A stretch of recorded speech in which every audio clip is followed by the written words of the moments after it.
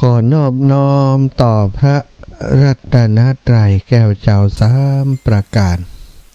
น้อมเอาคุณพระพุทธเจ้า คุณพระธรรมเจ้าคุณพระสังฆเจ้าคุณพระอรหันตเจ้าอริยสงฆ์เจ้าจุตนจุองค์ได้เมตตาแผ่ปารมีมาปกเก่าเกษาปกห่มหักษาครูบาอาจารย์พระมหาเถระพระเถรานุเถระเพื่อนสหธรรมิกสหพรหมจารีทุกรูปทุกองค์ปกห่มหักษาศรัทธาสาธุชนคนดีเท่าแก่อีป่ออีแม่ทั้งหลายทุกท่านทุกคนที่ติดตามรับฟังรายการสารธรรมยามค่ำตั้งสถานีวิทยุเพื่อการศึกษาวิทยาลัยสงฆ์นครลำปางซึ่งออกอากาศจากวัดบุญญาวาสวิหารพระอารามหลวงโดยทีมงานสถานีวิทยุซึ่งประกอบโดยท่านดร.จิรศักดิ์ปันลำดร.แอมพัชริยาฟองจันตาน้องนัทสถาพรน้องดิวอนุพงษ์ตาจินะได้ร่วมโดยช่วยกันดูแลสถานีทุกวันกำกับดูแลพอกอยทุกอย่างนะก็ทำให้สถานีของเราได้ออกอากาศอย่างต่อเนื่องทุกวันโดยการสนับสนุนร่วมบุญของศรัทธาญาติโยมที่ส่งปัจจัยสนับสนุนร่วมบุญหอมบุญเป็นค่าไฟค่าใช้จ่ายมาจึงได้ออกรายการกันอย่างต่อเนื่องตลอดมาศรัทธาญาติโยมอีป่ออีแม่ทั้งหลาย ต้องขอบคุณทุกท่านที่กล่าวนามมาและศรัทธาญาติโยมต่างบ้านทุกคนติดสนับสนุนสถานีขอให้ท่านเจ้าทั้งหลายอยู่ดีมีสุขอายุมั่นขวัญยืนมีชื่อเสียงเกียรติยศเจริญรุ่งเรืองในหน้าที่การงานสุขภาพพรรณนามัยสมบูรณ์แข็งแรงตลอดปีตลอดไปขอบคุณอีกสถานีหนึ่งสถานีวิทยุ 104.50 เมกะเฮิรตซ์วัดฝายหิน ในเมตตาปารมีของครูบาอาจารย์ท่านพระครูสมุวิสุวัฒน์วรกิจโจสมปานเจ้าอาวาสวัดฝายหินผอ.สถานีวิทยุ 104.50 เมกะเฮิรตซ์ที่ได้เกาะสัญญาณเชื่อมสัญญาณไปให้พี่น้องต่างเชียงใหม่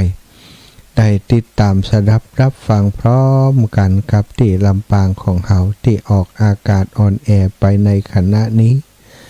ศรัทธาญาติโยมอีป่ออีแม่ต่างหลายรายการธรรมะสารธรรมเป็นรายการธรรมะผ่อนคลายสบายบัดต้องเครียดบัดต้องคิดนัก เป็นธรรมะง่ายๆสบายตานศีลภาวนาที่อาตมาภาพในฐานะผู้จัดรายการนำมาเสนอบอกกล่าวอุจากับศรัทธาญาติโยมทั้งหลายเพื่อเกิดประโยชน์ในการสดับรับฟังในทุกวันก่อนที่จะนำสารธรรมมาสนทนาอุจากันวันนี้วันที่9เดือนธันวาศักราชพระพุทธาได้2568พระวาสาก็จะได้ป้าศรัทธาญาติโยมอีป่ออีแม่ตั้งหลายไหว้พระสวดมนต์ธรรมวัดเย็นเสียก่อนกราบพระพร้อมกันเนอะกราบหนึ่งพุทโธเมนาโถกราบสองธัมโมเมนาโถกราบสามสังโฆเมนาโถ อิมินาสกาเรนะพุทธังอภิปูชยามิอิมินาสกาเรนะธัมมังอภิปูชยามิอิมินาสกาเรนะสังฆังอภิปูชยามิ อะระหังสัมมาสัมพุทโธภะคะวาพุทธังภะคะวันตังอภิวาเทมิกราสวากขาโตภะคะวะตาธัมโมธัมมังนะมัสสามิกราสุปฏิปันโนภะคะวะโตสาวกสังโฆสังฆังนะมามิกราบนะโมตัสสะภะคะวะโตอะระหะโตสัมมาสัมพุทธัสสะนะโมตัสสะภะคะวะโตอะระหะโตสัมมาสัมพุทธัสสะนะโมตัสสะภะคะวะโตอะระหะโตสัมมาสัมพุทธัสสะพุทธังสารนังคัจฉามิธัมมังสารนังคัจฉามิสังฆังสารนังคัจฉามิตุติยัมปิพุทธังสารนังคัจฉามิตุติยัมปิธัมมังสารนังคัจฉามิตุติยัมปิสังฆังสารนังคัจฉามิตาติยัมปิพุทธังสารนังคัจฉามิตาติยัมปิธัมมังสารนังคัจฉามิตาติยัมปิสังฆังสารนังคัจฉามิอิติปิโสภะคะวะอะระหังสัมมาสัมพุทโธวิชชาจารณะสัมปันโนสุขโตโลกวิทูอนุตตโรปุริสธรรมสารถิสัทธาเทวมนุสสานังพุทโธภะคะวะติสวากขาโตภะคะวะตาธัมโมสันทิฏฐิโกอากาลิโกเอหิปัสสิโกโอปันนายิโกปัจจตังเวทิตัพโพวินโยหิติสุปฏิปันโน ภะคะวะโตสาวกสังโฆอุชุปฏิปันโนภะคะวะโตสาวกสังโฆยายะปฏิปันโนภะคะวะโตสาวกสังโฆสามิจิปฏิปันโนภะคะวะโตสาวกสังโฆยะทิทางจัตตาริปุริสายุขานิอัฏฐปุริสาปุคลาเอสะภะคะวะโตสาวกสังโฆอะหุนายโยปะหุนายโยทักขินายโยอัญชลีกรณิโยอนุตตรังปุญญเขตังโลกัสสาติกราบพระพร้อมกันกราบหนึ่งพุทธังวรันตังสิรสานามามีกราบสองธัมมังวรันตังสิรสานามามีกราบสามสังฆังวรันตังสิรสานามามีกราบพระนบธรรมไหว้พระสวดมนต์ธรรมวัดเย็นด้วยกันเรียบร้อยแล้วต่อไปก็จักได้นำสาระธรรมมาสนทนามาอุจากับศรัทธาญาติโยมอีพ่ออีแม่ทั้งหลายตามกวนแก่เวลาวันนี้วันก่อนค้างไว้หลายวันแล้วนะแล้วก็มีเรื่องราวต้องขั้นรายการเรื่องอื่นเนื่องจากว่ามีเรื่องที่จะต้องวันนี้ย้อนรอยถอยหลังปิ๊กมาเรื่องของ พระอัครสาวกเบื้องขวานะตอนนี้ยังมาถึงตอนที่ท่านมาเกิดในชาติสุดท้ายนี้ที่ได้มาเป็นสาวกของพระพุทธเจ้าเนาะได้เล่าเรื่องในอดีตที่เปิ้นปั่มเปงมาเมื่อสมัยพระพุทธเจ้าอนุมาทัตสีแล้วเนาะศรัทธาญาติโยมแล้วก็ ได้ผาธนาเพื่อจะเป็นอัครสาวกเบื้องขวาจากการที่ได้ฟังธรรมพระพุทธเจ้าฟังการที่พระนิสสภะเถระนะผู้เป็นสาวกเบื้องขวากล่าวอนุโมทนาจบนะท่านก็หันแล้วก็เลื่อมใสในพระนิสสภะเถระนะมีความเฉลียวฉลาดปราดเปรื่องนั่งอยู่เบื้องขวาพระพุทธเจ้าสง่างามสารธาดาบทนะก็ได้มีความหันแล้วก็ชื่นใจประทับใจอยากจะเป็นอย่างนั้นบ้างนะสถาก็ได้ถามพระพุทธเจ้าว่าพระภิกษุที่นั่งอยู่ข้างพระองค์นั้นมีชื่อเสียงเรียงนามว่าอย่างใดท่านก็ได้ตรัสบอกว่าอันนี้คือพระนิสสภะเถระนะซึ่งเป็นอัครสาวกเบื้องขวาของเฮาเองเธอมีอะไรเหรอนะก็เก้ากระหม่อมข้าพระเจ้าปรารถนาที่จะเป็นอัครสาวกของพระพุทธเจ้าพระองค์ใดพระองค์หนึ่งเจ้าค่ะเนาะซึ่งเมื่อตั้งความปรารถนาอย่างนั้นนะท่านพระพุทธเจ้าพระสัมมาสัมพุทธเจ้าก็ได้อนุโมทนาได้ส่งสายพระเนตรไปในอนาคตการก็ทราบว่าในอนาคตเบื้องหน้านั้นดาบทท่านนี้จะได้เป็นสาวกของพระพุทธเจ้าโคตมะโคดมอัครสาวกเบื้องขวาชื่อว่าสารีบุตรนะก็ได้แจ้งบอกท่านไปตามนั้น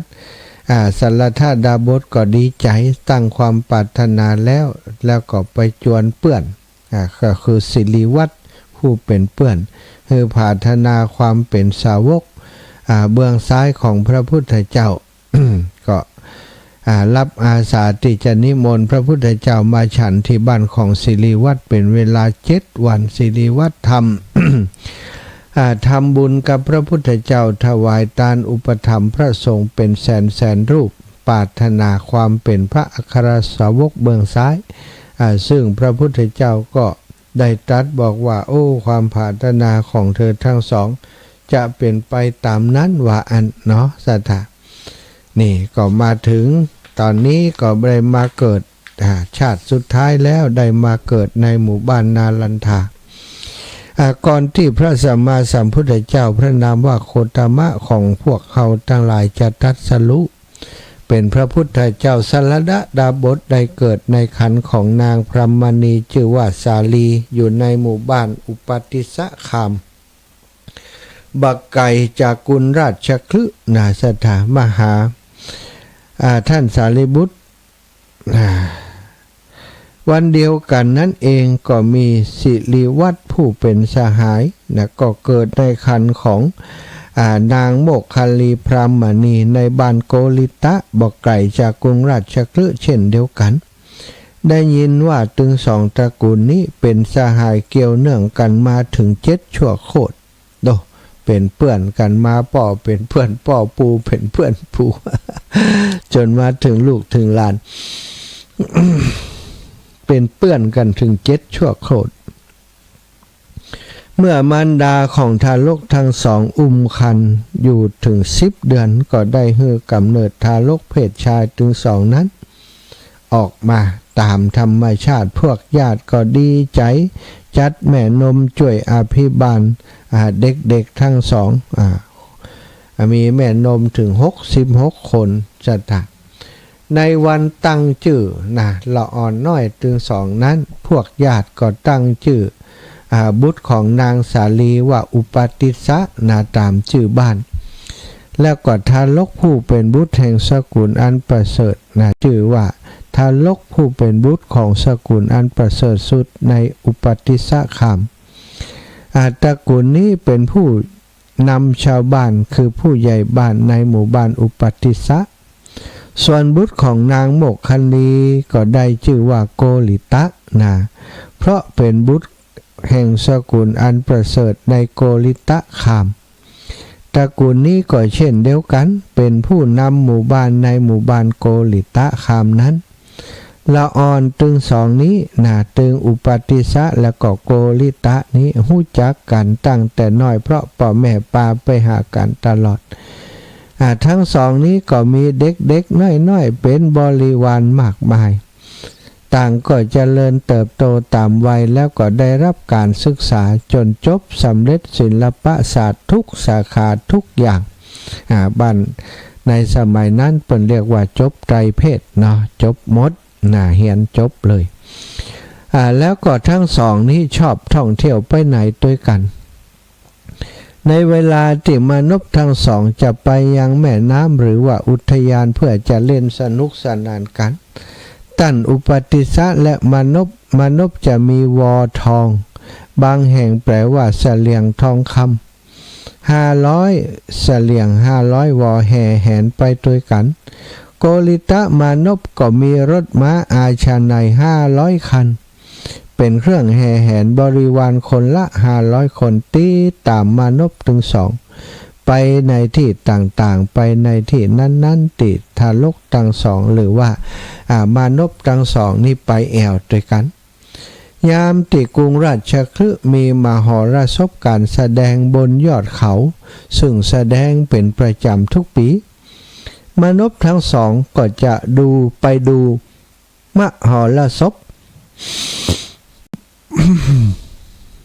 ปล่อยใจให้ร่าเริงไปตามการแสดงต่างๆบางการแสดงก็สลดใจ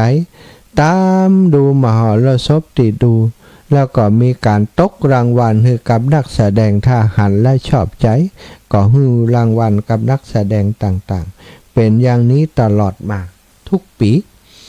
อยู่มาวันหนึ่งเมื่อทั้งสองคนดูมหรสพอยู่แต่บ่ได้มีความร่าเริงสนุกสนานม่วนนั้นอย่างที่เ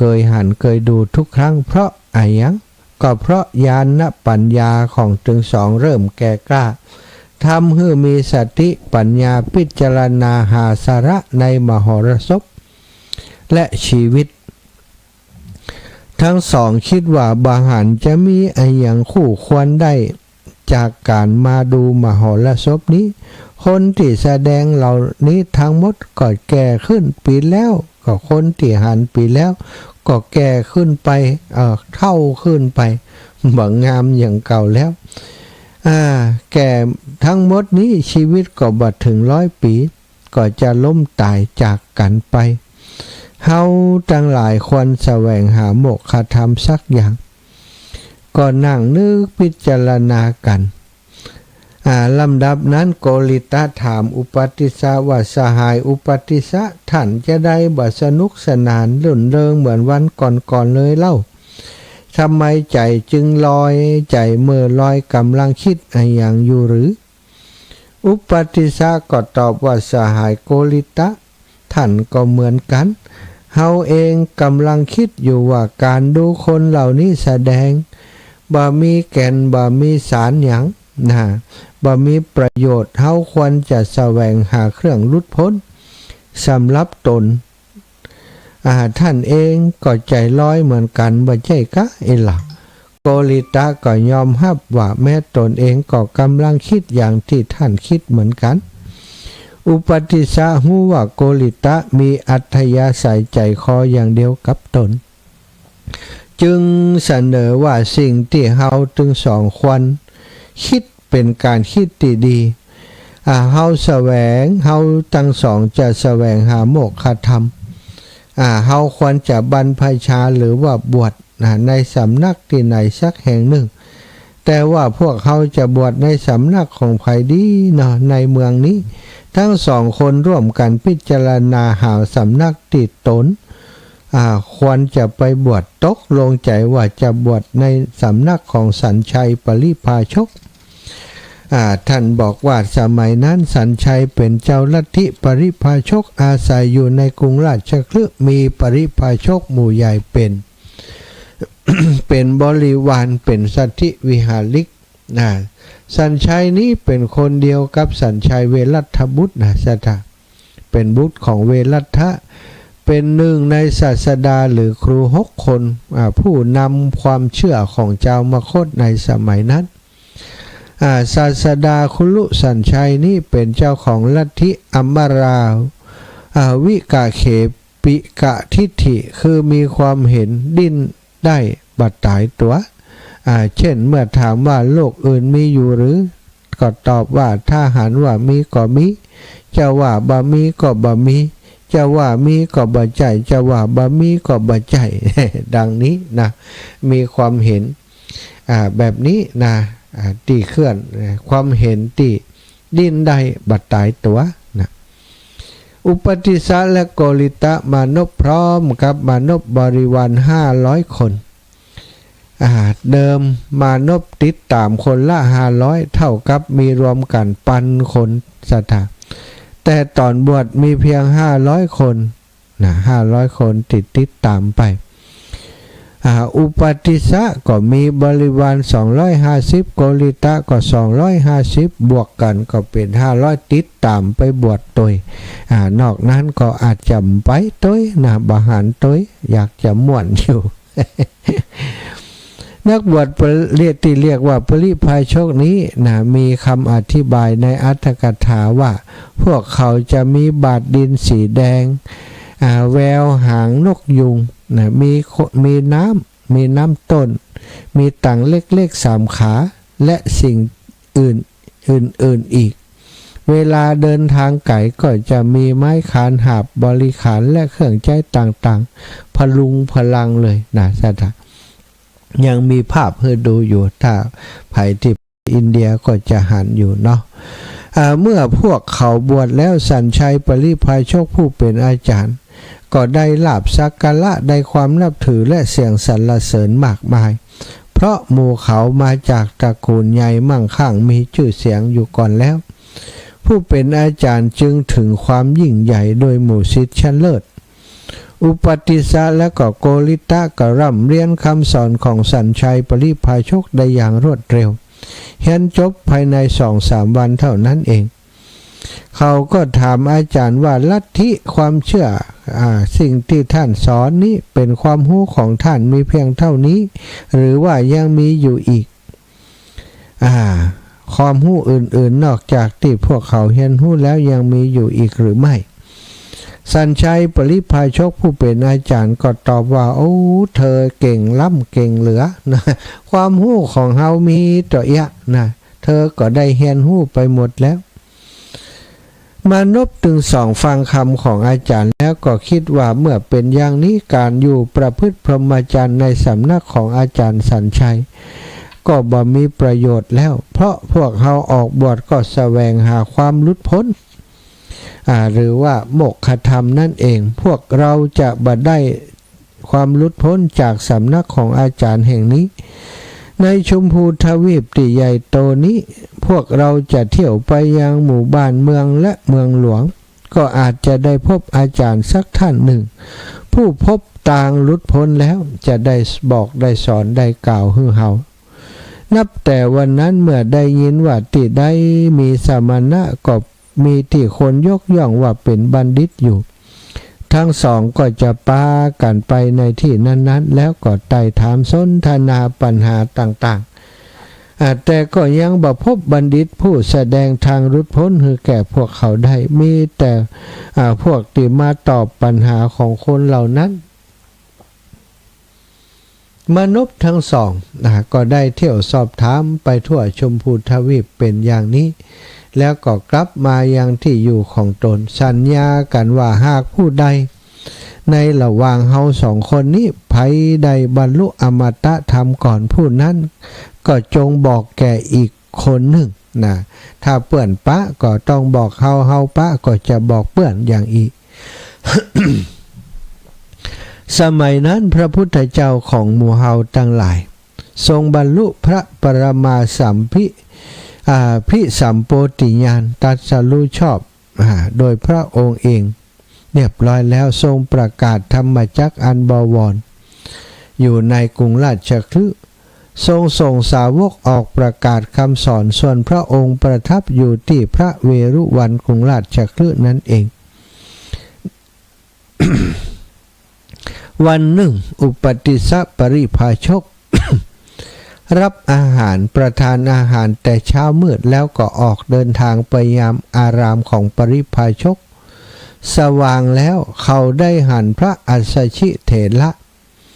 เดินเที่ยวบิณฑบาตก็คิดว่าบรรพชิตลักษณะอย่างนี้เฮาบ่เคยหันมาก่อนเลยช่างสง่าและงดงามยิ่งนักพระอัสสชินั้นมีมารยาทงามก้าวไปเดินหน้ากลับถอยกลับแลเหลียวคู่แขนเหยียดแขนนาเลื่อมใสมีในตาทอดลงต่ำทุกอิริยาบถนั้นล้วนแต่งดงามนาเลื่อมใสทั้งสิ้นอุปติสสะก็คิดว่าในบรรดาพระอรหันต์หรือท่านผู้ใดบรรลุพระอรหัตตมรรคในโลกภิกษุรูปนี้คงเป็นผู้ใดผู้หนึ่งที่เป็นอรหันต์เป็นแน่อย่างใดหนอเฮาจะเข้าไปหาท่านแล้วถามว่าท่านบวชอุทิศภัยเป็นศาสดาของท่านหรือท่านชอบใจธรรมของภัยปฏิบัติอยู่อุปติสสะก็ติดตามไปจนท่านอัสสชิบิณฑบาตและฉันบิณฑบาตเสร็จก็เข้าไปหาท่านในอัตถกถาเพิ่นก็อธิบายว่าพระเถระบิณฑบาตแล้วยังไปที่แห่งหนึ่งท่านอุปติสสะรู้ว่าพระเถระต้องการจะนั่งก็จึงได้ลาดตังปริภาชกของตนถวายท่านฉันแล้วก็ได้ถวายน้ำในคนโทน้ำของตนแก่พระเถระนั้นกระทำกิจวัตรอย่างศิษย์ที่ควรกระทำแก่อาจารย์ท่านเป็นคนฉลาดแล้วพูดคุยปราศัยพอให้เป็นที่บันเทิงพอเป็นที่ระลึกถึงกันแล้วก็ยืนอยู่ที่ควรส่วนข้างหนึ่งกล่าวถามว่าพระคุณเจ้าอินทรีย์ของท่านผ่องใสยิ่งนักผิวพรรณของท่านบริสุทธิ์ผุดผ่องท่านได้บวชอุทิศใครหรือนี่ใครเป็นศาสดาของท่านหรือว่าท่านชอบใจธรรมผ่องไผ่ขอรับพระอัสสชิก็ตอบว่ามีอยู่ท่านมีพระสมณะสักยบุตรเสด็จออกผนวดจากสักยะตระกูลเฮาเองบวชอุทิศเฉพาะพระผู้มีพระภาคเจ้าพระองค์นั้นพระผู้มีพระภาคเจ้าพระองค์นั้นเป็นศาสดาของเฮาและเฮาชอบใจธรรมของพระผู้มีพระภาคเจ้าพระองค์นั้นตอบความจริงกับอุปติสสะไปอุปติสสะปริภาชกก็ถามต่อว่าก็พระศาสดาของท่านสอนอย่างใดแนะนำอย่างใดท่านจึงได้เลื่อมใสแล้วบวชอุทิศแก่ศาสดานั้นหรือพระอัสสชิก็ตอบว่าเฮานี่เป็นคนใหม่บวชใหม่ยังบ่เมินเด้อนะเพิ่งเข้ามาในธรรมวินัยนี้จึงบ่อาจจะแสดงธรรมอย่างกว้างขวางได้แต่จักกล่าวโดยใจความย่อๆแก่ท่านท่านอุปติสสะปริภาชกก็กล่าวว่าจะน้อยหรือมากไม่สำคัญพระท่านเจ้านิมนต์ท่านกล่าวเถิดท่านจงกล่าวแต่ใจความแก่ข้าพเจ้าต้องการใจความอย่างเดียวท่านจะบ่จำเป็นจะต้องกล่าวให้มากคำไปหรอกพระอัตถกถากล่าวว่าพระอัสสชิถึงพร้อมโดยความสามารถพิเศษคือปฏิสัมภิทาญาณท่านสามารถแสดงธรรมที่ลึกซึ้งได้มากมายแต่ท่านต้องการให้ปริภาชกนี้เคารพในธรรมและต้องการถ่อมตนว่าการแสดงธรรมอันลึกซึ้งมากมายนั้นเป็นวิสัยของพระพุทธเจ้าบ่ใช่วิสัยของชาวสาวกเช่นท่านนี่เป็นความถ่อมตัวของพระอัสสชิลำดับนั้นท่านก็ได้ยกธรรมเทศนาที่ได้รับฟังจากพระพุทธเจ้าขึ้นมา บอกว่าเยธรรมาเหตุปภวาเตสังเหตุงตถาคโตเตสัญจโยนิโลโทเอวังวาทีมหาสมโนความว่าธรรมเหล่าใดเกิดจากเหตุพระตถาคตทรงแสดงเหตุและความดับของธรรมเหล่านั้นพระมหาสมณะทรงสอนสั่งสอนอย่างนี้อุปติสสะปริภาชกได้ฟังธรรมนี้แล้วก็เกิดธรรมจักษุอันปราศจากทุลีปราศจากมลทินว่าโอ้สิ่งใดสิ่งหนึ่งมีความเกิดขึ้นเป็นธรรมดาสิ่งนั้นทั้งปวงก็มีความดับเป็นธรรมดาความรู้ใดเกิดขึ้นแก่สารีบุตรปริภาชกหรือว่าอุปติสสะปริภาชกแล้วว่าธรรมนี้แหละถ้ามีก่อเพียงเท่านี้ท่านทั้งหลายจงบรรลุถึงบทอันหาความโศกบ่ได้บทอันหาความโศกบ่ได้นี้พวกเฮายังบ่หันจึงล่วงเลยมาแล้วหลายหมื่นกับท่านว่าเมื่อบรรลุเป็นพระโสดาบันแล้วอุปติสสะเรียนพระอัสสชิว่าท่านอาจารย์ขอรับท่านบ่ต้องขยายพระธรรมเทศนาให้ยิ่งขึ้นไปเท่านี้ก็พอแล้วท่านตอนนี้พระศาสดาของพวกเราประทับอยู่ที่ไหนสตาเมื่อได้บรรลุเป็นพระโสดาบันแล้วยอมรับคำธรรมคำสอนที่พระอัสสชิได้แสดงโดยย่อและก็เข้าใจตลอดเลยเข้าใจทั้งหมดเข้าใจในความหมายเข้าใจในความหมายได้อุทิศตัวกับพระพุทธเจ้าแล้วจึงได้ใช้คำว่าพระศาสดาของพวกเราประทับอยู่ที่ไหนท่านพระอัสสชิก็ตอบว่าผู้มีอายุตอนนี้พระองค์ประทับอยู่ในพระเวรุวันก็ท่านอุปติสสะบอกว่าข้าแต่ท่านผู้เจริญท่าอย่างนั้นขอท่านโปรดล่วงหน้าไปก่อนเถิดกระผมมีเพื่อนอยู่คนหนึ่งกับผมทั้งสองได้ตกลงกันว่าภัยบรรลุอมตะธรรมก่อนผู้นั้นก็จงบอกแก่อีกคนข้าพเจ้าจะทำตามที่ได้รับปากไว้แล้วจะพาสหายของกับผมไปสำนักของพระศาสดาโดยแล้วก็หมอบลงกราบเท้าพระเถระโดยเบญจางคประดิษฐ์ทำประทักษิณ3 รอบส่งพระเถระแล้วก็ไปอารามของปริภาชกเวลาต่อมาอุปติสสะปริภาชกเข้าไปหาโกริตะปริภาชกเขาเป็นสหายอุปติสสะเขาก็ได้หันสหายอุปติสสะเดินมาจึงถามว่าผู้มีอายุอินทรีย์สีหน้าแววตาของท่านผ่องใสผิวพรรณของท่านบริสุทธิ์ผุดผ่อง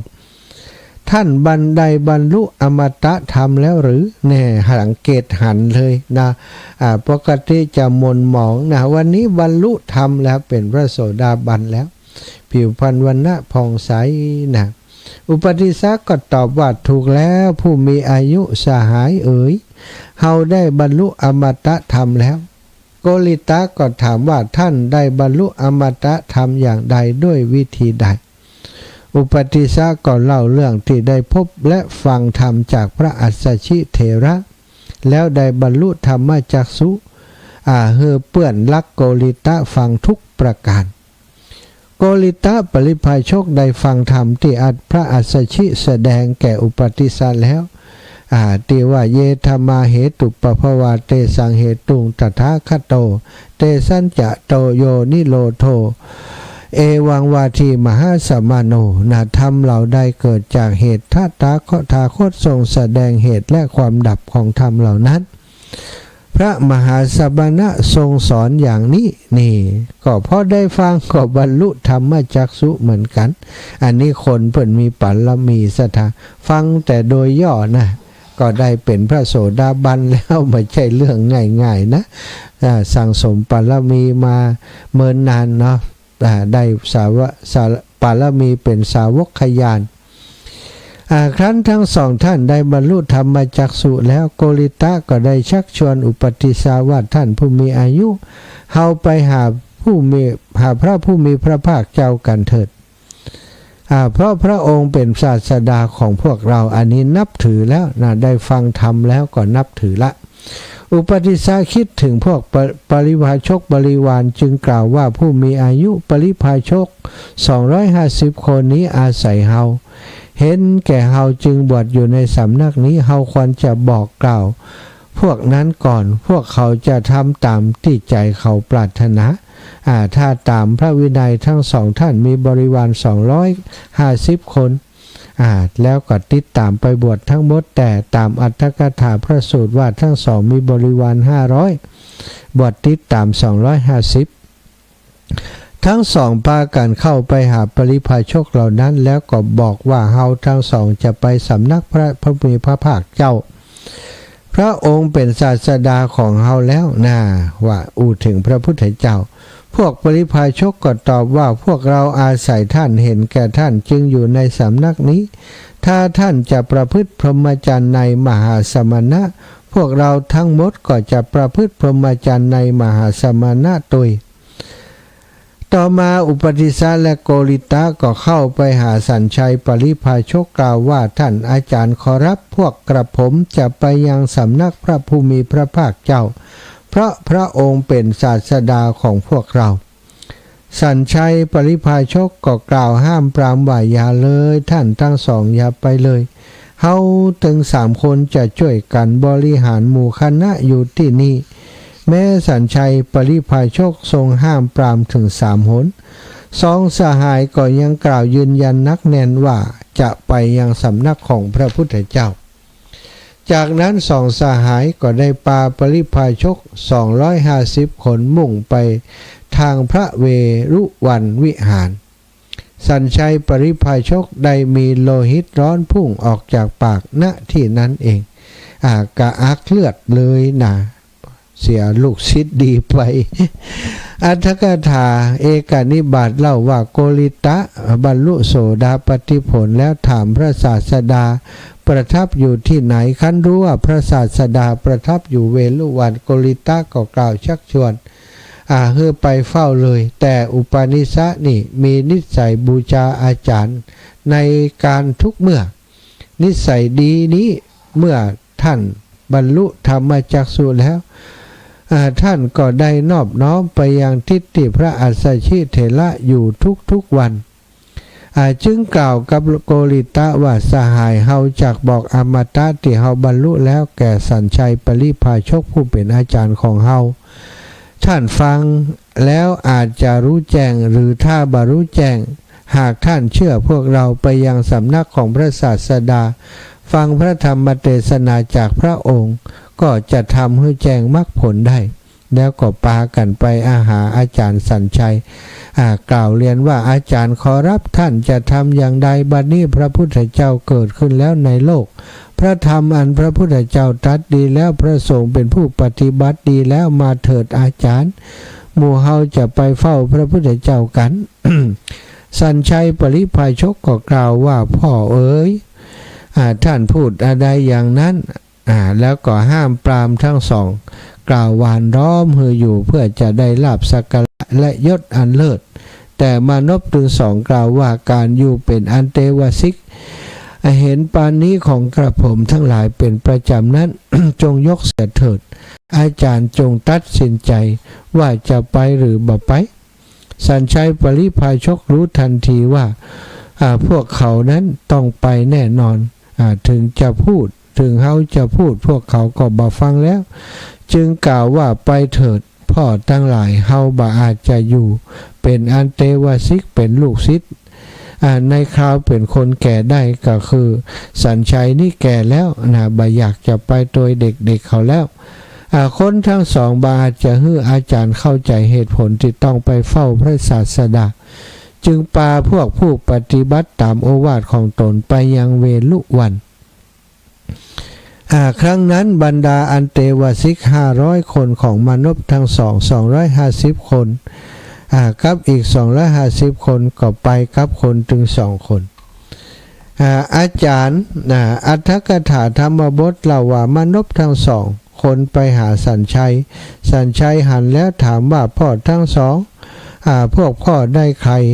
ที่แสดงธรรมอมตะธรรมหรือก็ขอรับอาจารย์พระพุทธเจ้าเกิดขึ้นในโลกอันนี้เปิ่นขยายความให้ฟังสัญชัยนี้นะเมื่อทั้งสองไปแล้วเมื่อสหายทั้งสองออกไปหมู่ศิษย์ของสัญชัยปริพาชกก็ปากันแตก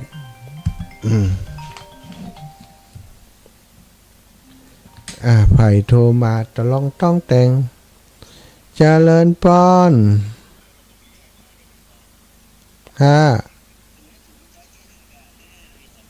ฮัลโหลไม่ได้ส่วนใหญ่ที่เห็นมันจะแยกเองทั้งลายแล้วแต่ตอนเหมือนเป็น LVI พวกนั้นน่ะนี่หมูนุ่มมันแยกเองสองฝั่งไงอ้าว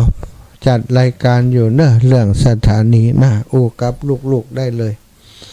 อ้าวสถายาติโยมสัญชัยนี้นะหมู่ศิษย์ของสัญชัยเมื่อสหายทั้งสองออกไปหมู่ศิษย์ของสัญชัยปริพาชกแตกกันแล้วอารามปริพาชกก็ว่างลง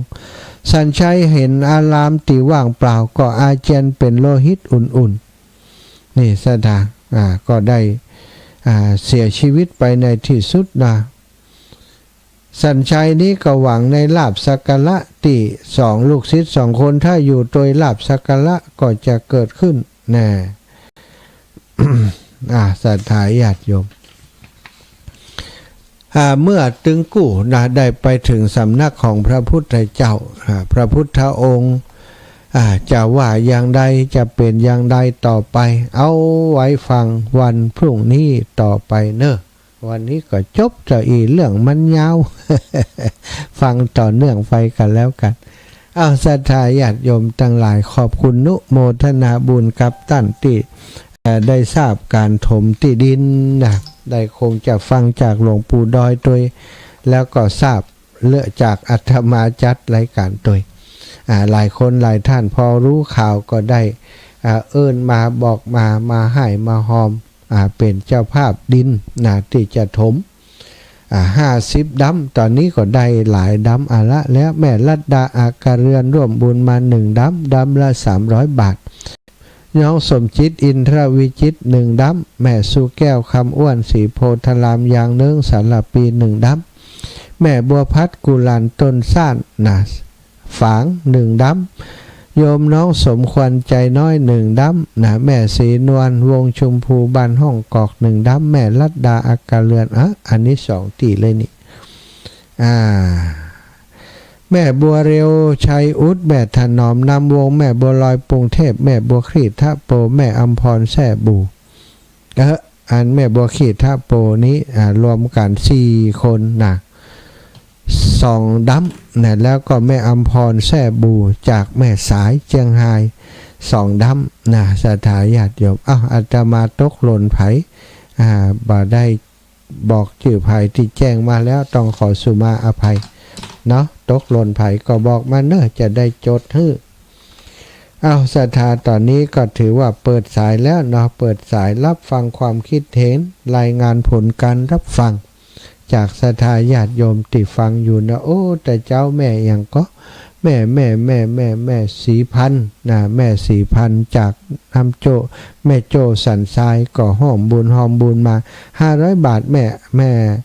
สีพันเนอะแม่สีพันก็อีกท่านหนึ่งแล้วก็ถือว่าเอามาร่วมบุญกับถมดินกันแล้วกันเนาะแม่สีพันน้ำแม่โจสันทราย1 ดับ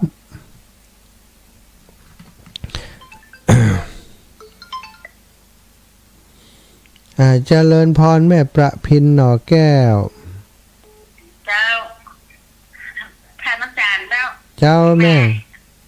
เอาดินดำเลยเจ้า1 ดำเนาะได้ตานได้ตานติดดิน1เจ้าได้แม่บ่ได้ก็ได้เนอะเจ้าคุณแต่โทรเหมือนกันวันนี้ตันก่อนเปิดละเนาะเจ้าสาธุแม่ประพินนอแก้วบ้านจุดนะบ้านจุดหลวงแม่บัวขีดทะโปเจ้าแม่4 คนมีแม่วันเร็ววันลอยถนอมบัวขี้ อันนี้ตึมขาดกันเนาะ แม่ต้องไว้ไปให้แมวสองโมงกว่าน่ะ ได้แล้วอ่านแล้วลูกที่พี่น้องน่ะ สาธุเจ้าเจ้าแม่ สาธุเจ้าอ้าวแฟนพันธุ์ปลอม นมัสการครับ แฟนพันธุ์ปลอม ครับ แฟนพันธุ์ ได้เวลาพักแล้วก้าวครับเนาะ พักอย่างนี้เดี๋ยวต่อย2 ชั่วโมงนี่ แต่กันวันอังคารจะได้พักอย่างเปิ่นน่ะ วันเสียงกันครับ ก็เดี๋ยวจะพัก2 เพลงสาธุเดี๋ยวปักกันชั่วโมงต่อไป ตัวมากลางใจนะครับ สาธุอันนี้แม่เพนณลำพูน นมัสการเจ้าอาจารย์ เจ้า อาจารย์เจ้าเอาหนึ่งดำเนอะ เอาเป็นน้องยองมาแหมคนละ อาจารย์เจ้าไอ้วันที่11อาจารย์ไปก็ต่อ ไปเจ้าจะไปด้วยกะ วันขึ้นรถกันเดียวก็เมโมคีอะเจ้า อ๋อได้กะปะกันเนาะ เจ้า สาธุอีแม่ ใครยังได้ก็เอาคืนนะเจ้า เจ้า เจ้าสาธุเจ้า จ้าอีแม่เจริญปอนโอ้น้องสมจิตมีแหมหลายคนนี่ไผมันก็แม่นก็ ชื่อของน้องตกโลนอ่ะ น้องปีว่าตะกี้มันจะไกสมจิต1ดำ ใช่แม่อุไรก็ แม่อุไรอภิธัญกร100 บาท แม่ฟองแก้วจิตมัน แม่ฟองแก้ว จิตมั่น 2 คน 100ก็ว่าจะได้ 100 โอเค 100เป็นดำกันอ่ะ 100ก็กับแหม1ดำล่ะแม่ฟอง100ก็อ๋อ ถ้าอย่างไรจะได้ด โอเคเอามาแหมคนเนอะ ำจ้า จะวางไว้ฮึ เจ้าอันนี้ได้เกือบจะดำละยังตันดำจ้ะยังถึง300ต้องขอบคุณอนุโมทนาบุญครับหลวงปู่เนาะแต่คืนหลวงปู่ก็อู้ในรายการของหลวงปู่ที่เปิดจัดรายการไปคลื่นสีขาวก็คงจะมีคนสมทบจากหลวงปู่มาช่วยกันคนละเล็กละน้อยเนาะสถานที่ดินมันจำเป็นจะต้องพัฒนาถ้าเขาถมตีมันก็จะใช้ประโยชน์ได้ดีแหมน้อยจอดรถจอดลาทำกิจกรรมอื่นๆทำอย่างมันก็จะเรียบร้อยมันก็จะง่ายน้อยนะจะได้เอามาถมในห้องครัวตัวทั้งหมดสั่งเปิ่นที่50ดับวันพรุ่งนี้น่าจะเอาลงต่อเนื่องเนาะอีกแฮม30 กว่าดับนะ30 กว่าดับก็จะได้เต็มพื้นที่นะเต็มพื้นที่เจริญพรแม่จันดี เจ้าไอ้ชาเจ้าเบิ่มบอกจันก็ ย่อมได้อู้กันครับ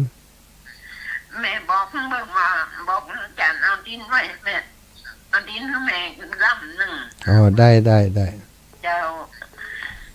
เจ้า ได้อู้ฟังแต่เจ้า ไปโทรไปหาจันตัวแดงบัดตันใช่คำ อ๋อเจ้าสาธุนะแม่เนอะ เจ้า บุญรักษาแม่กาญจนาชัยนรินทร์ กับภาษาเจ้า เจ้าอีแม่ อันนี้โทมดินที่ไหนอ่ะ ข้างกุฏิเนี่ยแม่กุฏิอันสิริธรรมวิพัฒนุสรณ์เนี่ยเป็นร้านจอดรถเป็นเจ้าแม่มันต่ำเนี่ยยังก็มได้รถจอดก็มได้ติดลมเลยถมไม่ให้มันสูงขึ้น แม่ก็ว่าที่ไหนอย่าง จริง โอ้ยฟังมาได้ยินตอนแรก เอาสัก5ดั้ม แม่เอาสวมร้อยหนึ่ง ได้แม่ร่วม100 จะ โอเค อันนี้บอกว่าเอาพ่อมบางอย่างก็พ่อมครอบครัวอีกนะ ได้เจ้ากับภาษาหนึ่งเนาะ สาธุค่าแม่ ปูดอยอันนั้นเนาะ ฮะปฏิทินนะอ๋อจูฟ้าของหลวงปู่กะ เจ้าฟ้าอย่างนั้นอ่ะ4 ด้านก่อนนะเนี่ย เจ้า4 ด้านอีเมจจะหอมเปิ่นกับวันที่25เด้อ นะ สิเปิ้นมาตั้งทำหลวงเอาถวายเปิ้นปีนี้ทำหลวงเอามาจัดที่วัดบุญญาวาสเหมือนเดิมนะหน้าวัดบุญญาวาส อ๋อเจ้า สาธุเจ้าแม่สา เจ้า ธุ สาธุว่าไว้สาเจ้ากับไว้สา เจริญพรแม่บัวเย็นพรุ่งนี้ไปสีหมวดเก้าหนองยาง ไปประชุมเฮ็ดดิษมันเดียวนี่มาเปิดเพลงนี่ ได้ อันอีแม่คำมีไอ้บัวเย็นแม่คำมีแม่ฟองนอนหนึ่งดำ3 คน 3ดั้ม 1 ดำ เขาว่าจะอันน่ะเขาบอกไงอันเอาว่าเอา3 คนดำหนึ่ง แม่บัวเย็น แม่คำมี 1ดั้มได้อยู่ด้วยกันดึงดั้ม เจ้า เจ้า สา ถูก ธุ มาแหละ ส่วนผูกไปสีหมวดเก้าก็หนองยางเด้อ เจ้า สาธุเวลาหมดเวลาเนอะศรัทธาญาติโยมเดี๋ยวจะไปรายการตีคลื่นสีขาวต่อเอาละขอบคุณนุโมทนาบุญกับทุกคนทุกท่านที่ติดตามรับฟังรายการเนอะจัตตารโอธรรมาวะทันติอายุวันโนสุขัง